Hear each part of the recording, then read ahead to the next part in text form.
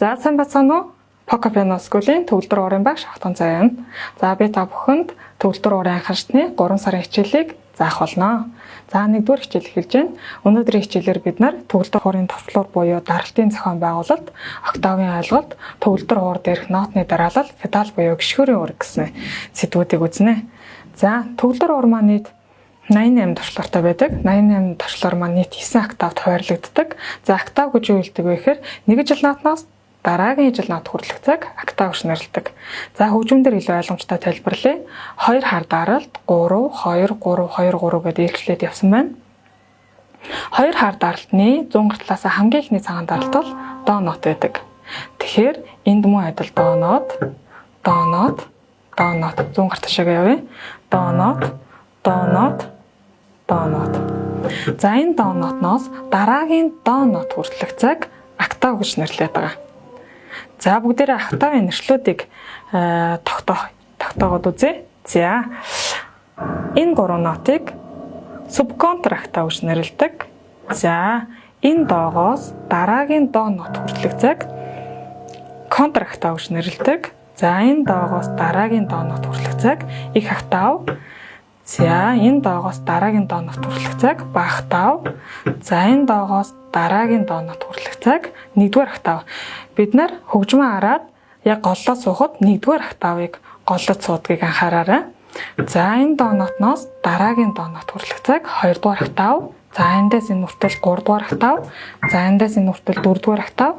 За 5-р октавд ерөөсөө ганцхан нот байдаг. 5-р октав субконтр октав маань бүрэн бус октав гэж явдаг. Яагаад бүрэн бус октав гэж явдаг вэ гэхээр 7 нот бүрэнгүүт дороогүй октавыг бүрэн бус октав гэж нэрлэдэг. За одоо төгөлдөр уур дээрх нотны дарааллыг бүгдээрээ үзье. 2 хар даралтны 100 талаас хамгийн ихний цагаан даралт бол до нот байдаг. За доогоос эхлээд бүгдээрээ 7 нотоо дараалал нь хэлээд үзье.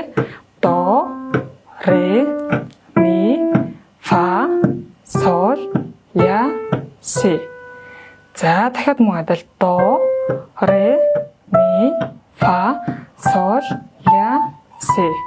За дахиад до, ре, ми, фа, сол, ля, си. За энэ мэтчлэн.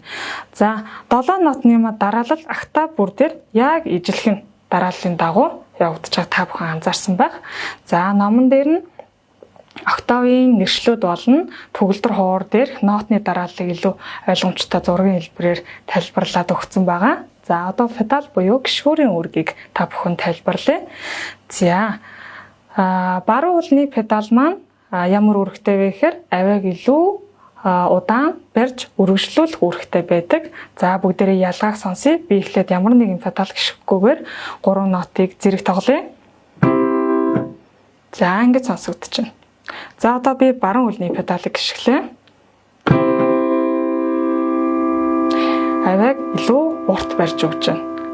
За зүүн болон голын педал нь авиаг бүдгрүүлж зөөлрүүлэх үүрэгтэй байдаг. За би эхлээд ямар нэгэн педал гიშгхгүйгээр 3 нот тоглоод үзье. Тэгээд ялгааг сонсъё.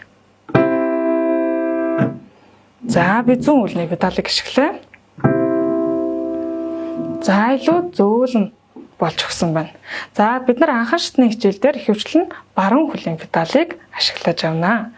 За бүгдээрээ 1-р хичээлээ үзэж дууссаны дараа мэдлэгээ баттгах гэсэн дасгал ажлыг ажиллаад өөрийгөө шалгаарай. Дараагийн хичээлээр уулзалтаа түр баярлалаа.